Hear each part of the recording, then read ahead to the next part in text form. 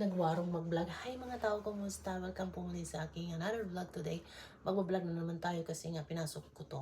So ngayon pa pala, maghiwa muna ako ng pinya ng Taiwan bago ako lalabas. Kasi lalabas kami at papunta po sa mga cherry blossoms kasi nagsilaglagan na. Ang bilis kasi nagsilaglagan ng mga cherry blossoms ngayon. So kailangan ko to. Maghiwa po ako ng pinya ng Taiwan. Let's go. Ito yung pinya ng Taiwan, parang pinya lang ng Pinas. Ito yung binili ko kasi wala pong nakadisplay pinya ng Pinas kanina. Baka hindi pa sila nakapag-display or ubos na. Mas mahal din siya. Ang kaibahan lang nito, pag binalatan mo siya, diretso talaga yung kutsilyo mo, napakalambot niya. At wala ka rin maaamoy na pinya. Ang pagbalat din ng pinya nila dito, diretso tanggal ang mata. Alam ko naman paano balatan to. At pag pinahinga naman tayo, meron tayong tinatawag natin sayang na sayang talaga. Diba? So, ganyan lang naman ang pagbalat natin ng pinya. Sayang naman kasi pag diretso tanggal yung mata, marami po siyang madala na makakain pa. Marunong po tayo niyan magbalat. At napapansin niyo naman siguro yung content ko sa shorts video ay prutas. Kaya po ang aking mga videos ngayon, haluan ko na siya ng kung ano mang mayroong prutas para po hindi malayo sa aking content ng shorts video. So mabilis po lang talaga magbalat ng pinya. Sa video po, mabilis tingnan. Pero nahirapan biya ako sa kalisusan sa pagbalat, mga tao. Alam niya na.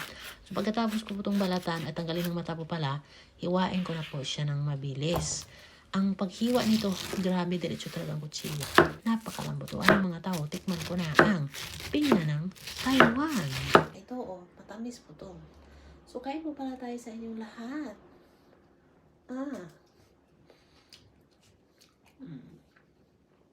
Itong pinya na to, matamis lang siya. Pero, mas gusto ko pa rin yung pinya natin sa Pilipinas kasi sobrang mabango at sobrang matamis. Kumaga, maaamoy mo talaga siya na pinya. Ito, hindi pinya ang amoy niya.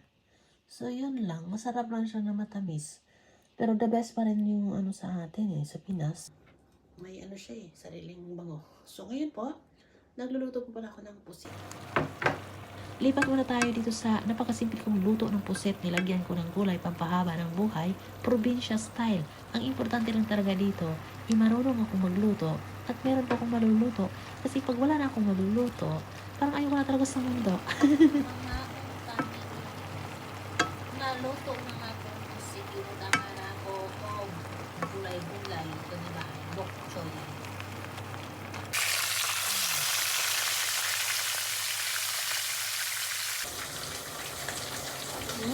Ang sarap ng sabaw ng puset. Sa sabaw ka lang ulam na. Nagluto din ako ng isda. Balik ka rin natin ng isda.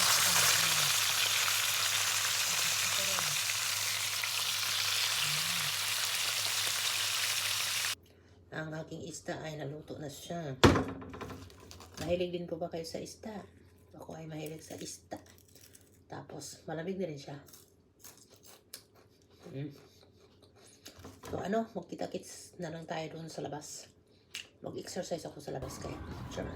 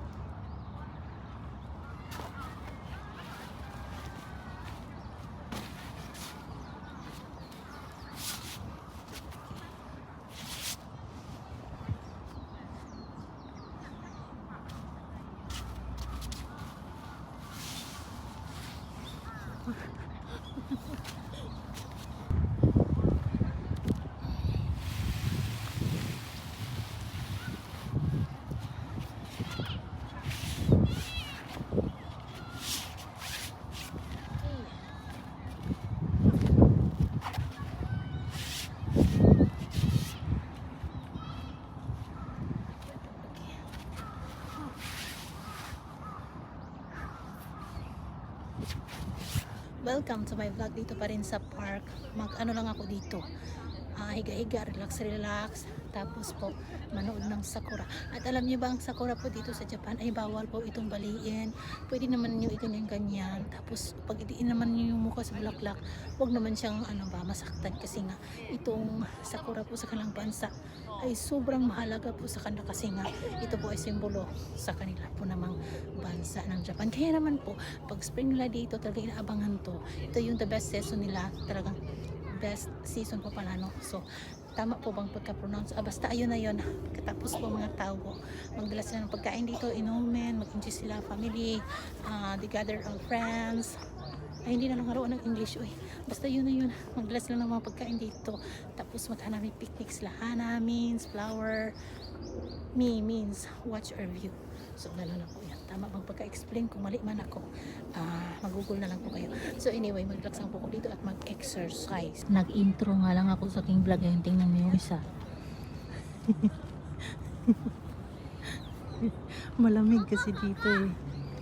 Yung gustong gusto ko dito sa labas, pero ang kasama mo, tingnan niyo siya. So, ganyan po talaga. Napaka-opposite po ng buhay namin dalawa.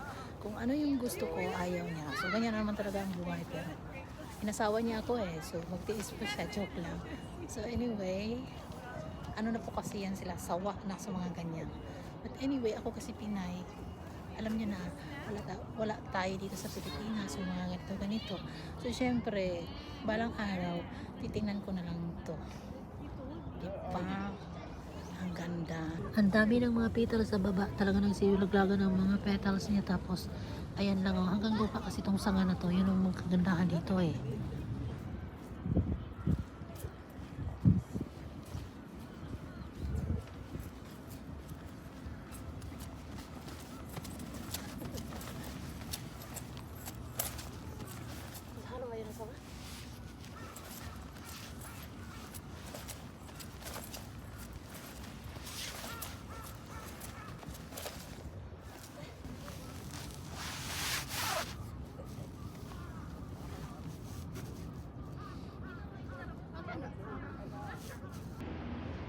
Sobrang lakas ng hangin kahapon at ulan kaya naubos yung dito sa kura.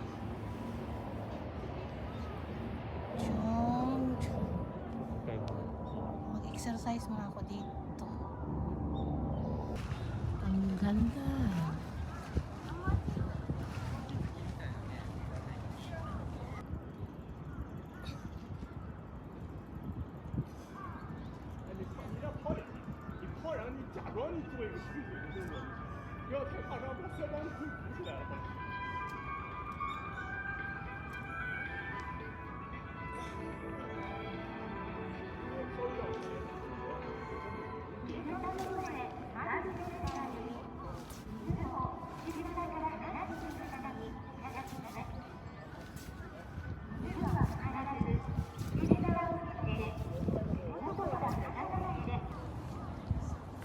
Maganda ang ating panahon na yun.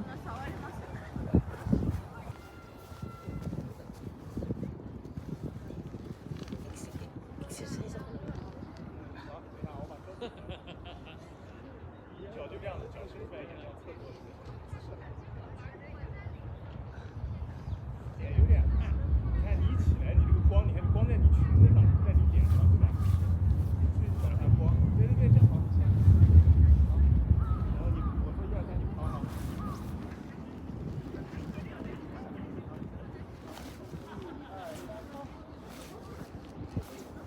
Parang gusto ko araw-araw kasi nandito yung sakura kasi ang ganda tingnan eh.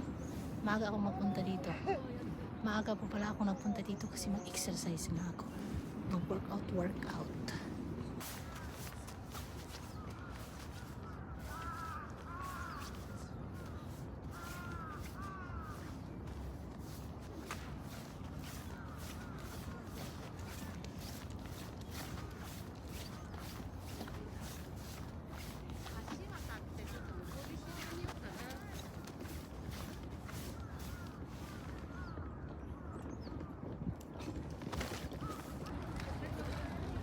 Bakit dyan ka naman ako? Asawa ka.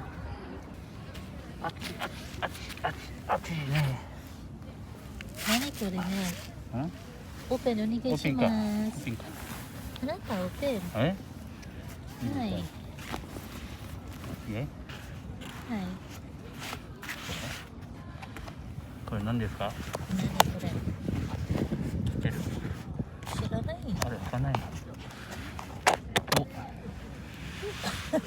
ある？だからあると焼きそば。あ、たこ焼きある。Let's eat my sauce. Maglagay ka ng sauce. Onegaishimasu. Kuray na san. Daijoubu. Sugoi. Oh. Aro o店?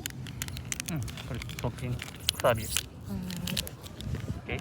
はい。じゃあ、メーハギ。いいよ。フライ。大丈夫。皆さん。Hmm. Bawal pa naman ano dito. Nilipad ng hangin yung tissue. Tara. Let's eat. Nagsiliparan yung mga ano sa hangin. Oh, basa. Oh. See? Mainit yung takoyaki. Ayun. Yun ko rin. Oishi? Mag-snacks muna tayo sa inyo ng takoyaki. Buti may ano pa dito, tindahan. May nagtitinda pa kasi ano. Isang araw kasi ang dami dito talagang tao.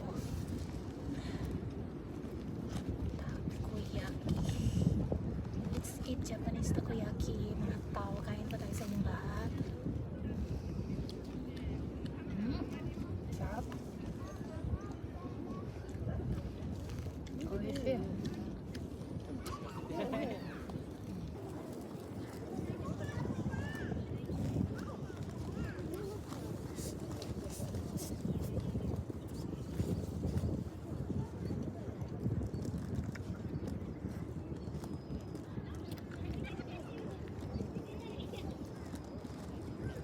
Mainit. Atsuy na. Mainit ang takoyaki sa center. Sa gitna ba? Kain tayo sa inyo ng takoyaki.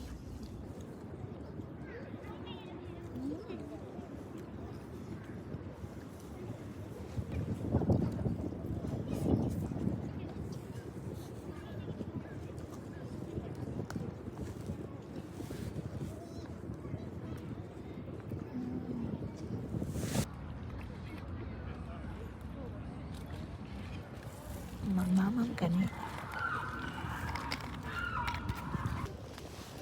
Dito naman tayo sa yakisoba.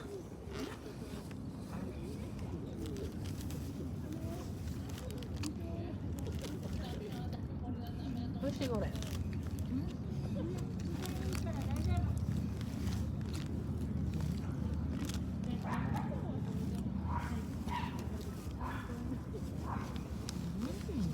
So meron po pala ako ditong dalang sampalok na naman. Bumili ako ng sampalok ng isang araw ba, tapos masarap kasi siya, para siyang ano ba? Para siyang candy. Ito po ay sampalok. Ne, uwishi kain ka? Mite. Ayaw kumain ng ayaw niyang kumain ng ganito kasi para daw dumi ng pusa. Dumi. Ang tamis ng sampalok nila, parang tamarin na siya ba na? Tamarin naman sa luto, pero yung mga simple nito niluluto, ito siya, hindi na siya kailangan lutuin. Matamis na talaga siya. Ang ganda ng bulaklak dito. Red na red siya. Tingnan nyo. beautiful. Ang ganda dito magstay buong araw. Napakaganda po kasi ang view. Napakaganda din ang panahon, maaliwalas. Tapos kasama nitong napakaganda pong bulaklak ng kanilang sakura. So maraming salamat po pala sa panonood nyo sa aking vlog po dito sa park again. So sana po ay isubscribe nyo ako sa mga hindi pa nag-subscribe. Pa-like, comment, and share naman po kung pwede nyo i-share. So anyway, maraming salamat po sa inyong panonood sa vlog na ito at video na ito na napaka-boring. Magkita-kitis pa rin tayo sa susunod mga videos and vlogs plus cooking videos for now. Babush!